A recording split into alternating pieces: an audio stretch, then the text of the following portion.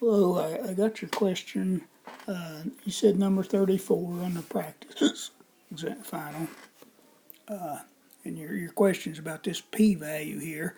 Assuming that means you calculated z is 1.46. It is a right-tailed test. It is greater than. So I was just trying to draw a sketch here. We have the normal curve.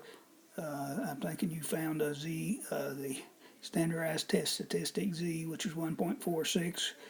It's greater than. We want this area here to the right, or that's called the p-value. Okay, to 3 decimals. So you could use you look it up in the table, and you subtract what you find in the table from 1. You could use StatCrunch. Here I'm using a calculator, so I'm going to normal CDF, second distribution, normal CDF. And then the lower bound, is the 1.46. There isn't an upper bound. You just need to enter a real large number. I think they typically tell you 1e to the 99. I just entered 9999. That's sufficiently large. And you keep 0 and 1.